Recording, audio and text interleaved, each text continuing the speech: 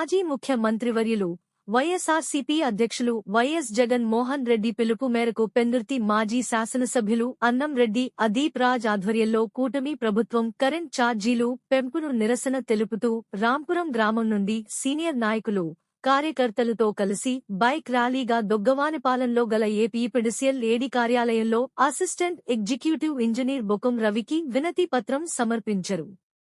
అదీప్ రాజ్ మాట్లాడుతూ కరెంట్ ఛార్జీలు పెంపును కూటమి ప్రభుత్వం తక్షణమే ఉపసంహరించుకోవాలి అని, ఎస్సీ ఎస్టీ 200 యూనిట్లు ఉచిత విద్యుత్ కొనసాగించాలి అని, తక్షణమే గృహ వినియోగదారులపై మోపిన 15,485.36 కోట్ల ఛార్జీల బాదుడును వెనక్కి తీసుకోవాలి, సోషల్ మీడియా ద్వారా ప్రశ్నిస్తున్న గొంతులను అణిచివేయాలని, అక్రమ అరెస్టులు, కూటమి ప్రభుత్వం ఎన్నికల హామీలను అమలు చేయకుండా మోసపూరిత మాటలతో విజయం సాధించి ప్రజలను నయవంచన చేస్తున్నారు అని అన్నారు.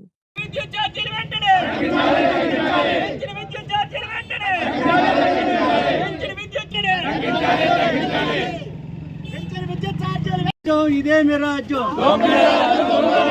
ఇదేమి రాజ్యం, ఇదేమి రాజ్యం.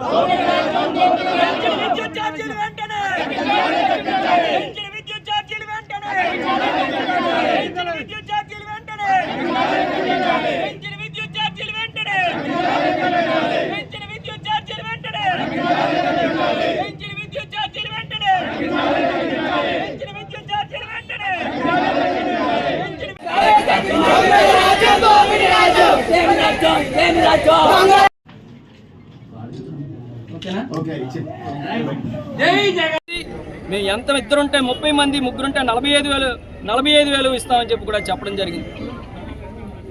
అలాగే ఒకటి కాదు రెండు కాదు, ఏదైతే రైతులకి వైఎస్ఆర్ కాంగ్రెస్ పార్టీ ప్రభుత్వంలో రైతు భరోసా కింద 13,500 ఇస్తే మేము 20,000 రూపాయలు ఇస్తామని చెప్పారు. 6 నెలల్లో ఉద్యోగాలు కల్పిస్తాం, ఉద్యోగాలు ఇవ్వలేకపోతే 3,000 రూపాయలు నిరుద్యోగ వృత్తి ఇస్తామన్నారు. ఏ ఒక్క హామీని కూడా నెరవేర్చలేదు.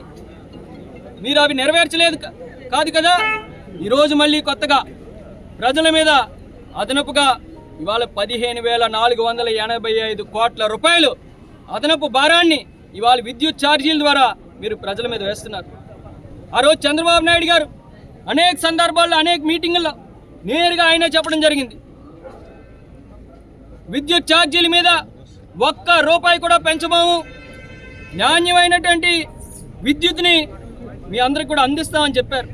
కానీ ఈరోజు ఆ హామీని అప్పుడే పక్కన పెట్టేసి ఇవాళ 15,485 కోట్ల రూపాయలని ఇవాళ విద్యుత్ ఛార్జీల ద్వారా ప్రజల మీద భారం మోపుతున్నారంటే ఇది చిన్న విషయం కాదు.